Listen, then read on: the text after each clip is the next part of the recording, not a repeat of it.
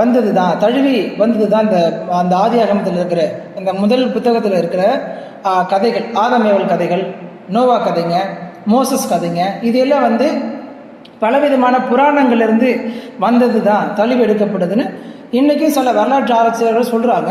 ஆனால் அதில் உண்மையானதா பொய்யானதா அப்படின்னு நம்மளும் என்ன பண்ணிகிட்ருக்கோம்னா அதை பற்றி ஆராய்ச்சி பண்ணிகிட்ருக்குறோம். அது மட்டும் இல்லாமல் இந்த புராணங்களில் பல விஷயங்கள் இந்த பெருவெள்ளத்தை குறித்து உலகம் ஃபுல்லாக சீனர்கள்,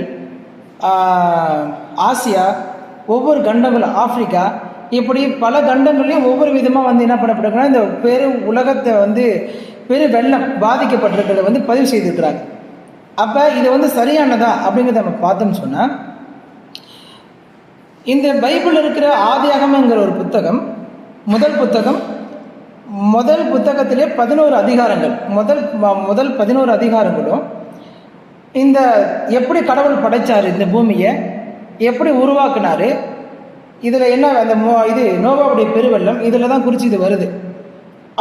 அந்த ஆதியாகமத்தில் நம்முடைய பைபிளுடைய சிறப்பு என்னன்னு பார்த்தீங்கன்னா, இந்த ஆதியாகம தொடக்க நூல் முதல் அதிகாரம், 2ஆம் அதிகாரம் அப்படியே போய் 11 அதிகாரங்களுக்குள்ள 64 பூலோக குறிப்புகள் இருக்கு. அதாவது 14 பூலோக குறிப்புகள் என்ன தெரியுமா? ஒரு இடம் ஐடென்டிஃபைடு, அது ஒரு இடம் இப்போ தஞ்சாவூர், கும்பகோணம், இப்போ சென்னை அப்படி இருக்கிற மாதிரி அந்த காலத்தினுடைய 64 பூலோக குறிப்புகள் என்ன பண்ணப்பட்டிருக்குன்னா நம்ம பைபிளில் இருக்குது. அது இன்னைக்கு இருக்குது. அப்புறம் 88 பேர் தனிப்பட்ட மனிதர்களுடைய பேர் இருக்குது இந்த 11 அதிகாரங்களுக்குள்ள. ஏன்னா இந்த 11 அதிகாரத்துக்குள்ள தான் இந்த அண்ணன் சொல்லுகிற நோவாவுடைய பெருவெள்ளம் வருது. அப்போ பைபிளுடைய கதை உண்மையானது, அது சரித்திரமானது என்பதை நம்ம பார்க்குறோம். ஆனால் இந்த வீடியோவில் அவர் நிறைய பேசினார். ஒன்று, இந்த பெருவெள்ளம் புராண கதையிலேருந்து வெளில வந்தது, பைபிள் அப்படி தான், அப்படி ஒரு ஒரு ஒரு விஷயத்தை சொல்லியிருக்கிறாரு. ரெண்டாவது என்ன சொல்லியிருக்கிறாருன்னா,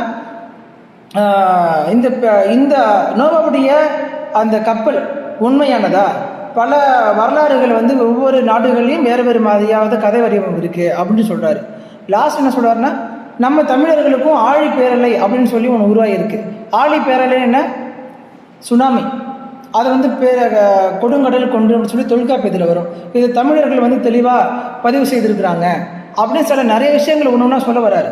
இப்போ நாம் ஃபஸ்ட்டு என்ன பார்க்குறோம்னு சொன்னால், இந்த நோவாவுடைய பெருவெள்ளம் உண்மையா சரியா தப்பா அப்படிங்கிற ஒரு காரியத்தை பார்க்கறதுக்கு முன்னாடி பைபிள் சரியானதா, பைபிளில் இருந்த முதல் 11 அதிகாரத்திலையும் என்ன சொல்லப்பட்டிருக்குன்னா, இந்த 64 பூலோக குறிப்பு, 88 தனிப்பட்ட மனிதர்கள் பெயர், 48 பொதுவான பெயர், அப்புறம் 21 கலாச்சார பொருட்கள், இத்தனை